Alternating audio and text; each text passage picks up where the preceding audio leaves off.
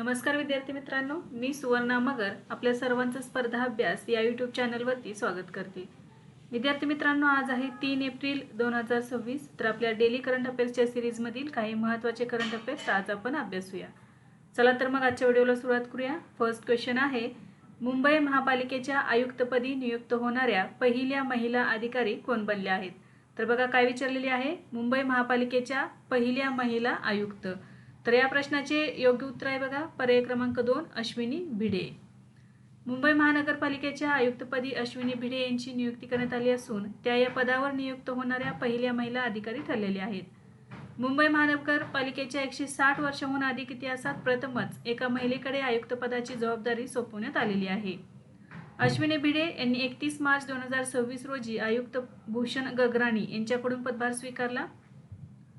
ते 1995च्या बॅचच्या महाराष्ट्र केडरच्या IAS अधिकारी आहेत। मुंबई मेट्रो लाईन 3 प्रकल्पातील त्यांच्या महत्त्वपूर्ण योगदानामुळे त्यांना मेट्रो वुमेन म्हणून ओळखले जाते। त्यांनी यापूर्वी मुंबई मेट्रो रेल कॉर्पोरेशनमध्ये व्यवस्थापकीय संचालक म्हणून काम करताना मेट्रो 3 प्रकल्पात महत्त्वाची भूमिका बजावलेली होती। BMC आयुक्त होण्यापूर्वी त्या मुख्यमंत्री कार्यालयात अतिरिक्त मुख्य सचिव म्हणून कार्यरत होत्या। त्यांनी यापूर्वी मुंबई महानगरपालिकेत अतिरिक्त आयुक्त म्हणूनही सेवा बजावलेली आहे। नेक्स्ट क्वेश्चन आहे, आंध्र प्रदेश पुनर्रचना सुधारणा विधेयक 2026 हे विधेयक कोणत्या शहराला आंध्र प्रदेशची कायमस्वरूपी राजधानी म्हणून मान्यता देण्यासाठी मंजूर करण्यात आले आहे? तर या प्रश्नाचे योग्य उत्तर आहे पर्याय क्रमांक 1 अमरावती। आंध्र प्रदेश पुनर्रचना सुधारणा विधेयक 2026 हे अमरावती या शहराला आंध्र प्रदेशची एकमेव आणि कायमस्वरूपी राजधानी म्हणून मान्यता देण्यासाठी आणण्यात आलेले आहे। हे विधेयक 1 एप्रिल 2026 रोजी लोकसभेत आणि 2 एप्रिल 2026 रोजी राज्यसभेत मंजूर करण्यात आले आहे। या विधेयकाद्वारे आंध्र प्रदेश पुनर्रचना कायदा 2014 मध्ये सुधारणा करण्यात आलेली आहे। या सुधारणा विधेयकामुळे अमरावतीला राज्याची एकमेव आणि कायमस्वरूपी राजधानी म्हणून वैधानिक मान्यता मिळालेली आहे। हा कायदा 2 जून 2024 पासून पूर्वलक्षी प्रभावाने लागू झाल्याचे मानले जाईल, कारण त्या दिवशी संयुक्त राजधानीचा कालावधी संपलेला होता। या कायद्यामुळे भविष्यात कोणत्याही सरकारला राजधानी बदलण्याचा निर्णय सहजपणे घेता येणार नाही। यापूर्वी सुचवलेली 3 राजधानीची संकल्पना म्हणजे विशाखापट्टणम, कुर्नूल आणि अमरावती ही 3 राजधानीची जी संकल्पना होती, या विधेयकामुळे अधिकृतपणे ती रद्द करण्यात आलेली आहे आणि एकमेव अमरावती ही राजधानी असणार आहे। भारतीय संसदेने एखाद्या विशिष्ट शहराला राज्याची कायमस्वरूपी राजधानी म्हणून घोषित करण्यासाठी विशेष कायदा करण्याची ही पहिलीच वेळ मानली जात आहे। नेक्स्ट आहे, ॲक्सेस नाऊ आणि कीप इट ऑन यांच्या अहवालानुसार 2025 मध्ये भारतात इंटरनेट किती वेळा बंद पडले होते? तर याचे योग्य उत्तर आहे बघा पर्याय क्रमांक 2 65 वेळा। ॲक्सेस नाऊ आणि कीप इट ऑन यांच्या अहवालानुसार 2025 मध्ये भारतात एकूण 65 वेळा इंटरनेट सेवा बंद करण्यात आलेली होती। Rising repression meets global resistance internet shutdowns in 2025 या अहवालानुसार भारत इंटरनेट बंदीच्या बाबतीत जगात दुसऱ्या क्रमांकावर आहे। 2025 मध्ये सर्वाधिक इंटरनेट बंदीच्या घटना म्यानमारमध्ये नोंदवण्यात आलेल्या होत्या। एकूण 95 वेळा इंटरनेट बंद करण्यात आलेले होते, त्यामुळे ते पहिल्या क्रमांकावरती आहे आणि आपले भारत देश दुसऱ्या क्रमांकावरती आहे। कोणत्याही लोकशाही देशाच्या तुलनेत भारतात इंटरनेट बंद होण्याचे प्रमाण सर्वाधिक असल्याचे या अहवालात नमूद करण्यात आलेले आहे। भारतातील 65 ही संख्या 2017 नंतरची सर्वात कमी वार्षिक संख्या असली तरी ती लोकशाहीच्या दृष्टीने चिंताजनक मानली जात आहे। या इंटरनेट बंदीचा परिणाम भारतातील सुमारे 12 राज्य आणि केंद्रशासित प्रदेशांवर झालेला होता। इंटरनेट सेवा प्रामुख्याने निदर्शने, जातीय तणाव आणि धार्मिक कार्यक्रमांच्या काळात बंद करण्यात आलेल्या आहेत। जागतिक स्तरावर 2025 मध्ये 52 देशांमध्ये एकूण 313 वेळा इंटरनेट बंदीच्या घटना नोंदवण्यात आल्या असून ही संख्या 2016 नंतरची सर्वाधिक संख्या आहे। तर बघा 2025 मध्ये कोणत्या देशामध्ये इंटरनेट किती वेळा बंद पडले? तर पहिल्या क्रमांकावरती आहे म्यानमार। म्यानमारमध्ये 95 वेळा इंटरनेट बंद पडले। भारत दुसऱ्या क्रमांकावरती आहे। भारतामध्ये 65 वेळा इंटरनेट बंद करण्यात आलेले होते।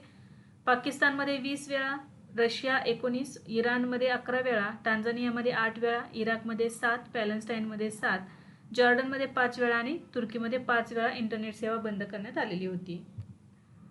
नेक्स्ट क्वेश्चन आहे, उत्तर भारतातील पहिला काचेचा पूल पंजाब राज्यातील कोणत्या सरोवरावर बांधला जाईल? तर या प्रश्नाचे योग्य उत्तर आहे पर्याय क्रमांक 3 नांगल सरोवर। उत्तर भारतातील पहिला काचेचा पूल पंजाबमधील सतलज नदीवरील नांगल सरोवर बांधला जात आहे. तर बघा, यालाच नांगल सरोवर किंवा सतलज सरोवर असे म्हटले जाते. तर यावरती उत्तर भारतातील पहिला काचेचा पूल बांधण्यात येणार आहे. हा हे जे सरोवर आहे पंजाबमधील सतलज नदीवरती आहे. हा पूल पंजाबच्या रूपनगर जिल्ह्यातील नांगल शहरात असलेल्या शिवालिक पार्क जवळ उभारला जाईल.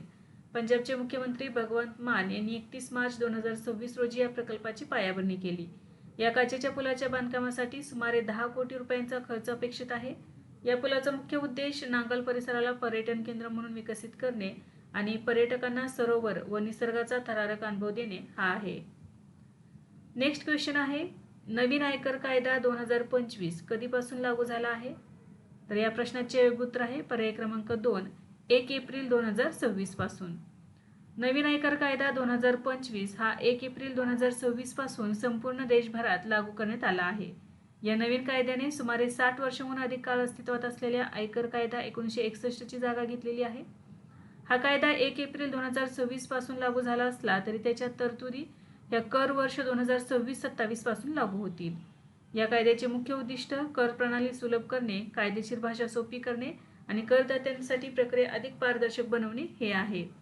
नवीन कायद्यानुसार आकारणी वर्ष आणि मागील वर्ष या संकल्पना रद्द करून फक्त कर वर्ष ही एकच संकल्पना लागू करण्यात आलेली आहे. बघा, दोन संकल्पना रद्द करण्यात आलेल्या आहेत. कोणत्या? आकारणी वर्ष आणि मागील वर्ष.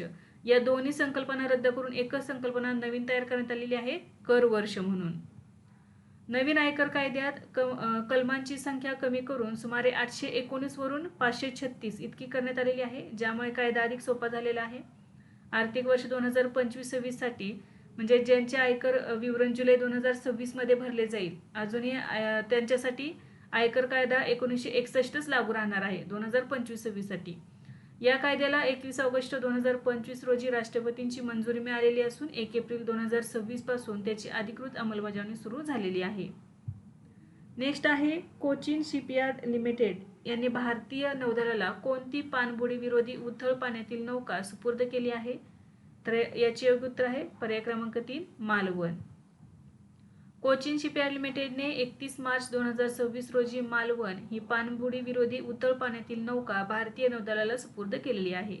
मालवण ही माहे वर्गातील एकूण 8 नौकांपैकी दुसरी नौका आहे. या मालिकेतील पहिली नौका माहे ही ऑक्टोबर 2025 मध्ये नौदलात समाविष्ट करण्यात आलेली होती आणि दुसरी कोणती आहे? मालवण. ती 31 मार्च 2026 रोजी सुपूर्द करण्यात आलेली आहे. या नौकेची लांबी सुमारे 80 मीटर असून तिचे वजन सुमारे 1100 टन एवढे आहे. या नौकेत वॉटर जेट प्रोपल्शन प्रणालीचा वापर करण्यात आलेला असून ती उथळ पाण्यात वेगाने हालचाल करू शकते. या नौकेच्या निर्मितीत 80% अधिक स्वदेशी सामग्रीचा वापर करण्यात आलेला आहे. ही आत्मनिर्भर या अभियानाशी संदर्भात आहे. नेक्स्ट आहे बघा, या नौकेचा मुख्य उद्देश किनारपट्टी भागात शत्रूच्या पाणबुड्यांचा शोध घेणे आणि त्यांच्यावर लक्ष ठेवणे, तसेच पाण्याखालील देखरेख करणे आणि सुरुंग युद्ध करणे यासाठी वापरले जाईल. मालवण या नौकेचे नाव हे महाराष्ट्रातील ऐतिहासिक मालवण शहरावरून ठेवण्यात आलेले आहे. मालवण हे शहर छत्रपती शिवाजी महाराजांच्या सागरी वारशाशी संबंधित असून येथे सिंधुदुर्ग हा किल्ला आहे. भारतीय नौदलाच्या या प्रकल्पांतर्गत एकूण 16 पाणबुडी विरोधी उथळ पाण्यातील नौका बांधल्या जात आहेत. या 16 नौकांपैकी 8 नौका या कोचीन शिपयार्ड लिमिटेडद्वारे आणि 8 नौका गार्डन रिच शिपबिल्डर्स अँड इंजिनियर्सद्वारे तयार केल्या जात आहेत. गार्डन रिच शिपबिल्डर्स अँड इंजिनियर्सने तयार केलेली पहिली नौका आहे अर्नारा आणि कोचीन शिपयार्ड लिमिटेडद्वारे आता 2 नौका दिलेल्या आहेत. पहिली होती माहे आणि आता दुसरी मालवण. नेक्स्ट क्वेश्चन आहे, टाइड्स ऑफ टाइम भारताचा इतिहास थ्रू म्युरल्स इन पार्लमेंट हे पुस्तक कोणी लिहिले आहे? तर याचे योग्य उत्तर आहे पर्याय क्रमांक 1, सुधा मूर्ती.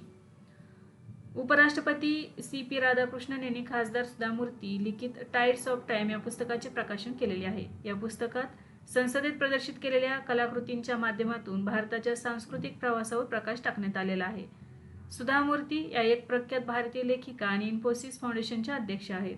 सुधा मूर्ती यांच्या प्रमुख कादंबऱ्या gently falls the Bakula, Mahashweta, dollar Bahu, house of cards आणि the mother I never knew हे त्यांच्या काही महत्त्वाच्या कादंबऱ्या आहेत.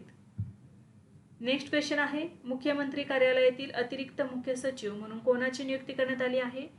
तर या प्रश्नाचे योग्य उत्तर आहे पर्याय क्रमांक 2, लोकेश चंद्र यांचे. लोकेश चंद्र यांची मुख्यमंत्री कार्यालयातील अतिरिक्त मुख्य सचिव म्हणून नियुक्ती करण्यात आली आहे. त्यांनी या पदावर अश्विनी भिडे यांची जागा घेतली आहे, कारण त्यांची मुंबई महानगरपालिकेच्या आयुक्तपदी नियुक्ती झालेली आहे. लोकेश चंद्र हे 1993च्या बॅचचे IAS अधिकारी आहेत. या नियुक्तीपूर्वी ते महाराष्ट्र राज्य विद्युत वितरण कंपनीचे अध्यक्ष आणि व्यवस्थापकीय संचालक म्हणून कार्यरत होते. राज्य शासनाने 31 मार्च 2026 रोजी वरिष्ठ IAS अधिकाऱ्यांच्या बदल्यांचे आदेश जारी केले असून त्यामध्ये या नियुक्तीचा समावेश आहे. या नियुक्तीनंतर मुख्यमंत्री कार्यालयातील प्रशासकीय कामकाज आणि धोरणात्मक निर्णयांची महत्त्वाची जबाबदारी लोकेश चंद्र यांच्याकडे असणार आहे.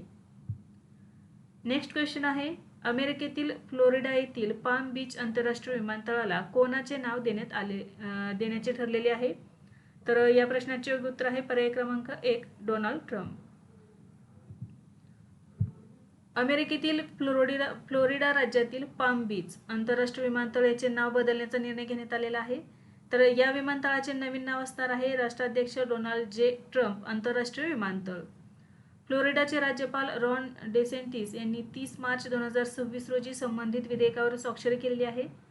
हे नवीन नाव 1 जुलै 2026 पासून अधिकृतपणे लागू होण्याची शक्यता आहे. या नामांतरासाठी अमेरिकेच्या फेडरल एव्हिएशन ॲडमिनिस्ट्रेशनकडून तांत्रिक आणि प्रशासकीय मंजुरी आवश्यक आहे. या विमानतळाचा सध्याचा PBI हा 3 अक्षरी कोड कायम ठेवला जाऊ शकतो, मात्र तो DJT करण्याचा प्रस्तावही समोर आलेला आहे. या पुनर्ब्रँडिंग प्रक्रियेसाठी अंदाजे $5.5 दशलक्ष इतका खर्च अपेक्षित आहे. डोनाल्ड जे ट्रम्प हे फ्लोरिडाचे रहिवासी असून त्यांचे मार अ लागो हे निवासस्थान या परिसरात आहे. त्यांच्या सन्मानार्थ आणि फ्लोरिडाशी असलेल्या त्यांच्या संबंधांमुळे हा निर्णय घेण्यात आलेला आहे. ट्रम्प हे पहिले राष्ट्राध्यक्ष असतील ज्यांच्या कार्यकाळात विमानतळाला त्यांचे नाव दिले जाणार आहे. नेक्स्ट क्वेश्चन आहे, लेफ्टनंट जनरल संदीप जैन यांची भारतीय लष्कराच्या कोणत्या कमांडचे general officer commanding in chief म्हणून नियुक्ती करण्यात आली आहे? तर या प्रश्नाचे योग्य उत्तर आहे पर्याय क्रमांक 3, दक्षिण command. Lieutenant general Sandeep Jain यांची भारतीय लष्कराच्या दक्षिण कमांडचे general officer commanding in chief म्हणून नियुक्ती करण्यात आलेली आहे. त्यांनी 1 एप्रिल 2026 रोजी पुणे येथील मुख्यालयात पदभार स्वीकारलेला आहे. त्यांनी लेफ्टनंट जनरल धीरज सेठ यांची जागा घेतलेली आहे. लेफ्टनंट जनरल धीरज सेठ यांनी 1 एप्रिल 2026 पासून लष्कराचे उपप्रमुख म्हणून पदभार स्वीकारलेला आहे. दक्षिण कमांड ही भारतीय लष्करातील सर्वात मोठी कमांड असून ती वाळवंट, किनारपट्टी आणि बेटांच्या प्रदेशांसह 11 राज्य आणि 3 केंद्रशासित प्रदेशांची सुरक्षा पाहते. संदीप जैन यांची जून 1988 मध्ये महार रेजिमेंटमध्ये नियुक्ती झालेली होती. यापूर्वी त्यांनी दक्षिण कमांडचे चीफ ऑफ स्टाफ म्हणून काम केले आहे. त्यांनी भारतीय लष्करी अकादमीचे कमांडंट म्हणून ही जबाबदारी सांभाळली आहे. त्यांनी संयुक्त राष्ट्र यांच्या दक्षिण सुदान आणि इथिओपिया येथील शांतता मोहिमांमध्ये भारताचे प्रतिनिधित्व केलेले आहे. नेक्स्ट क्वेश्चन आहे, पर्यटनाला चालना देण्यासाठी कोणत्या देशाने 39 देशांच्या नागरिकांना मोफत पर्यटक व्हिसा देण्याची घोषणा केली आहे? तर या प्रश्नाचे योग्य उत्तर आहे पर्याय क्रमांक 3, श्रीलंका.